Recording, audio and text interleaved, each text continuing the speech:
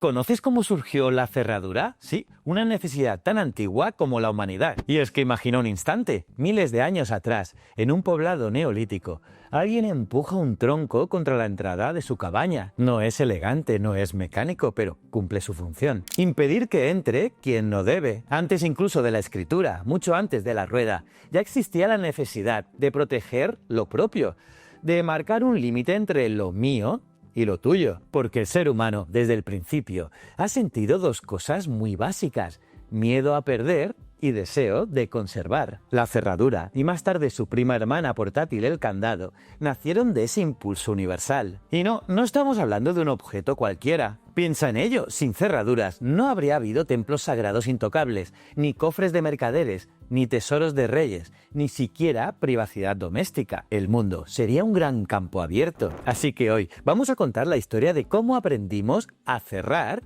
y a abrir. Os voy a contar su historia, la historia de la cerradura. Soy JJ Priego, esto es Historias de la Historia. Y aquí se cuenta la historia de otra forma. ¿Quieres saber más? Acompáñame.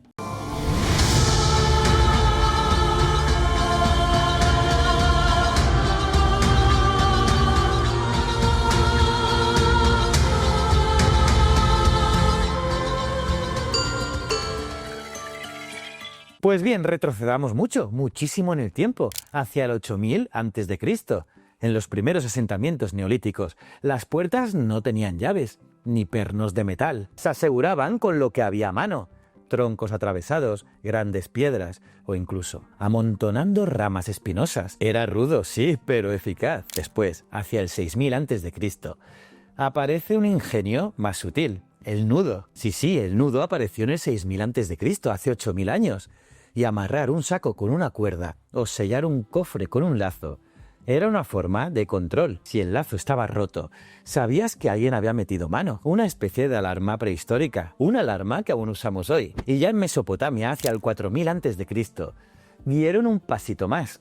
Allí usaban sellos de arcilla y lo hacían para cerrar graneros, ánforas o almacenes. Un funcionario colocaba su marca y si el precinto aparecía roto, significaba que la ley y la confianza se habían vulnerado. Era, si lo piensas, el primer candado simbólico. No impedía físicamente abrirlo, pero sí delataba al infractor. Pero el verdadero salto llegó en Egipto, hacia el 2000 a.C., ya que allí los carpinteros del Nilo inventaron la primera cerradura de pernos deslizantes.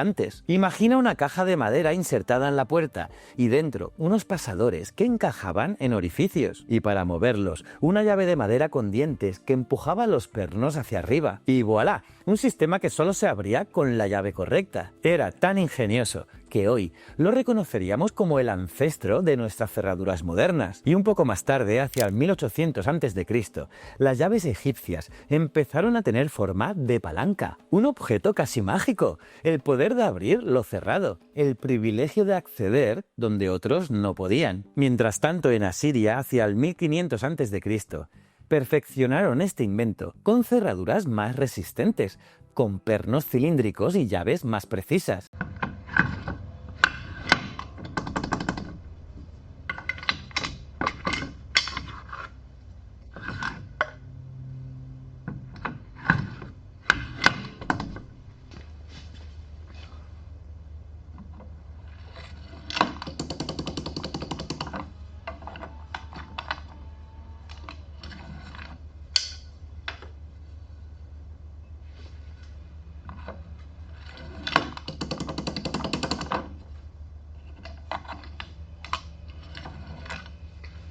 Y en Grecia, hacia el 700 a.C., ya encontramos cerraduras de hierro rudimentarias, usadas en templos y cofres. Porque la seguridad no era solo práctica, también era religiosa.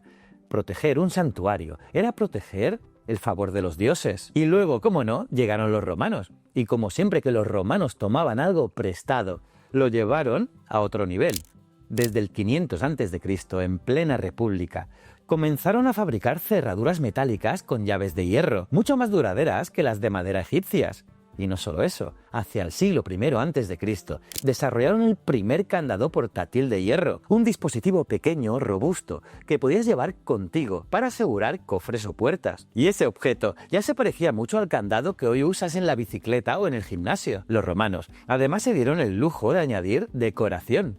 en el siglo I después de Cristo, aparecen candados con resortes internos y llaves de bronce, a veces adornados con símbolos y figuras de animales. Servían para proteger, sí, pero también eran amuletos de estatus. Tener la llave era literalmente tener el poder. Y ojo al detalle, las mujeres romanas de clase alta llevaban las llaves de la casa colgadas al cuello, y no solo como herramienta práctica, sino como símbolo de autoridad doméstica. Y la idea se expandió como fuego. Los candados romanos viajaron por Europa y Asia gracias a las rutas comerciales. En la China Han, hacia el siglo II después de Cristo, se fabricaban candados de hierro y bronce, con mecanismos similares. Y en la India del siglo III, adaptaron esos diseños tanto a cofres de comercio como también a templos sagrados. Y el mundo entero estaba empezando a confiar en un mismo gesto: cerrar con llave. Sí, algo que parece muy cotidiano hoy, en esa época era algo novedoso. Pues bien, en Bizancio, ya en el siglo IV, la seguridad también se volvió ornamental.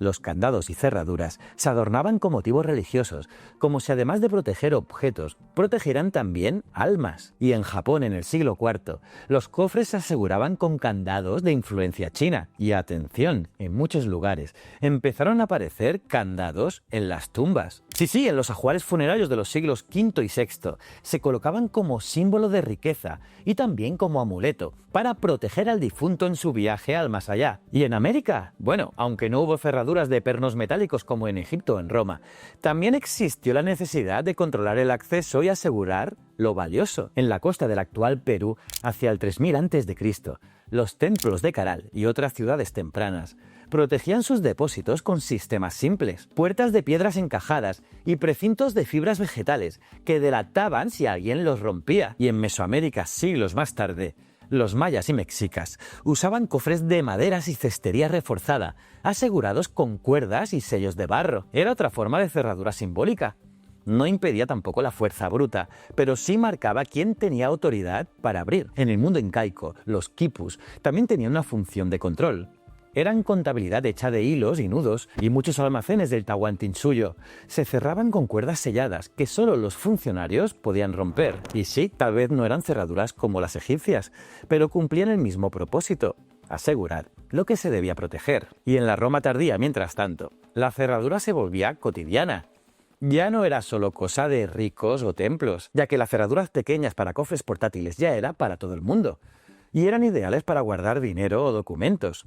Y en el siglo VI, los candados de bronce circulaban por la ruta de la seda, uniendo seguridad y comercio. Y finalmente, durante la dinastía Tang en China, en el siglo VII, los candados alcanzaron un nuevo nivel: el nivel artístico. Aquí eran brutales, ornamentados con animales, dragones o figuras geométricas. Eran tanto herramientas de seguridad como auténticas piezas de arte. En pocas palabras, desde piedras gigantes hasta ingeniosos sistemas de pernos, en apenas unos milenios pasamos de bloquear una cueva con un tronco a abrir cofres con llaves de bronce. Y en todo ese camino, la cerradura se convirtió en una de las grandes invenciones de la humanidad. Y bien, con la caída del Imperio Romano, las cerraduras no desaparecieron, pero cambiaron de contexto, porque Europa entró en la Edad Media y con ella la seguridad se transformó. Ya no hablamos de cofres de senadores romanos o templos griegos, sino de monasterios, castillos y casas campesinas. En la Europa alto medieval, hacia el siglo VIII, predominaban cerraduras y candados rudos de hierro, grandes, pesados, sin adornos. Se usaban en establos, arcones y puertas. No eran obras de arte, no, pero marcaban la diferencia entre perderlo todo o mantener a salvo lo poco que se tenía. En monasterios, los herreros fabricaban cerraduras artesanales para proteger Biblias, relicarios y manuscritos. Imagínalo, un candado custodiando no oro ni plata, ni joyas, sino palabras. Para un monje, eso era mucho más valioso que cualquier tesoro. Y mientras tanto, en Oriente, las cerraduras no perdieron su carga simbólica. Allí, durante la dinastía Song, entre los siglos X y XI, se popularizaron candados con formas de animales. Ellos seguían a la suya: tigres, peces, tortugas, que se usaban como talismanes protectores. Era como si el propio candado se convirtiera en guardián. Y en Persia, entre los siglos XI y XII, aparecieron cerraduras con inscripciones caligráficas, versos coránicos, frases de buena fortuna. Y en el mundo árabe se desarrollaron mecanismos de combinación primitivos. Sí, abrir no con una llave, no, sino con un código. Una idea adelantadísima para su tiempo. Y en el norte de Europa no eran tan innovadores, pero no les faltaban candados.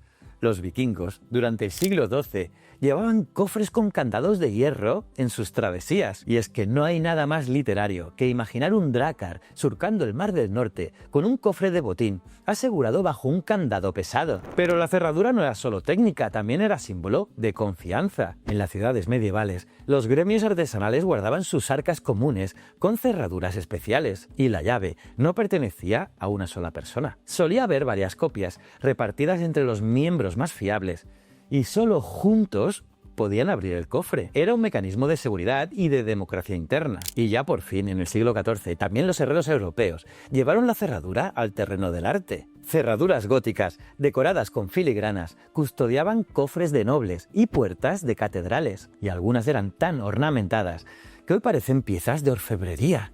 Sí, preciosas. Parecen más unas joyas que dispositivos de seguridad. Ah, y no faltaban usos más oscuros, porque desde el siglo XV los candados se hicieron habituales en prisiones, celdas y grilletes. Lo que antes protegía riquezas, ahora también restringía libertades. En Asia, mientras tanto, la cerradura seguía siendo cultura. En Japón, durante el periodo feudal, los samuráis guardaban sus arcones con cerraduras ornamentales cargadas de símbolos heráldicos. Y en China, bajo la dinastía Ming, seguían apareciendo candados decorados con dragones y peces, como amuletos de buena suerte. Porque la cerradura era seguridad, sí, pero ya en casi todo el mundo también era estética y espiritualidad. Y bueno, con el Renacimiento europeo llegó la sofisticación, ¿cómo no?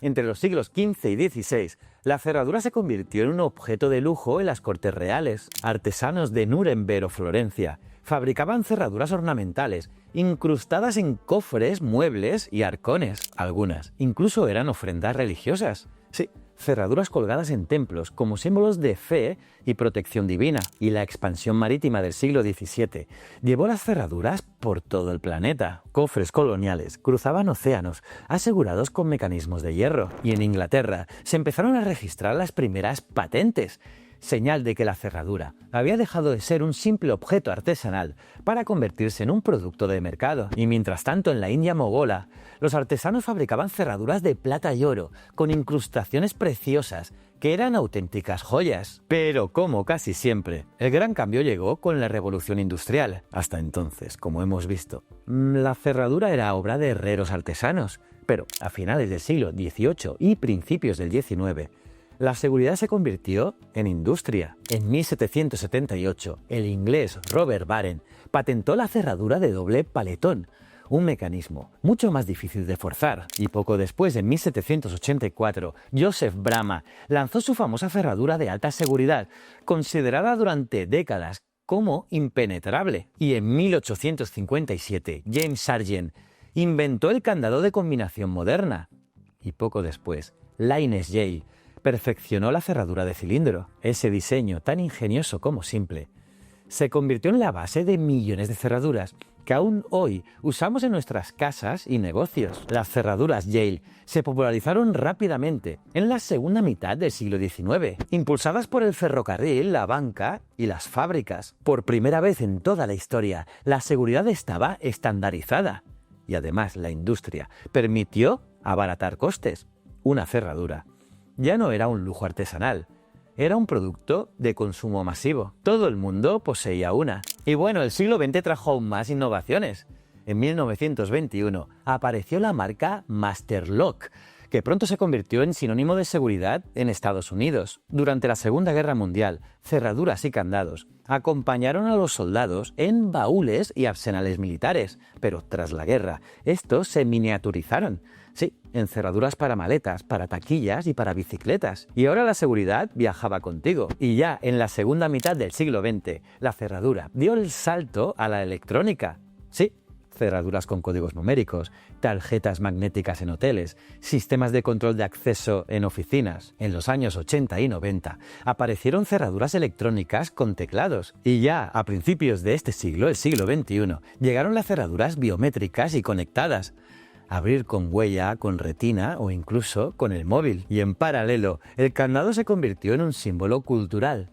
Los famosos candados del amor, que hoy cuelgan de puentes en París, Roma o Seúl, no protegen tesoros, sino emociones. No son seguridad material, sino promesa sentimental. Y hoy conviven todas las formas de cerrar, desde el candado barato de ferretería hasta la cerradura digital conectada a Internet. Pero en el fondo, todas responden al mismo impulso. Un impulso que hace 8000 años llevó a alguien a empujar un tronco contra la puerta de su choza. Proteger lo suyo. Marcar un límite, confiar en que lo que es tuyo seguirá siéndolo cuando regreses. Tampoco hemos cambiado tanto, porque la cerradura no es solo un objeto, es un espejo de nuestra historia. Sí, nos habla de propiedad y comercio, de fe y poder, de miedo y también de confianza. Y ahora dime tú, ¿cuál crees que ha sido la cerradura más revolucionaria de toda la historia? Déjamelo en los comentarios, dale un buen like a este vídeo si te ha gustado, que eso es gratis y nos ayuda muchísimo. Y suscríbete para no perderte ninguna de nuestras historias. Y sígueme en Instagram JJPriego.tv, porque allí también cuelgo más historia y también más ciencia. Seguro que te mola. Y recuerda, el conocimiento es un requisito esencial para la supervivencia. Nos vemos en el próximo vídeo. Muchísimas gracias.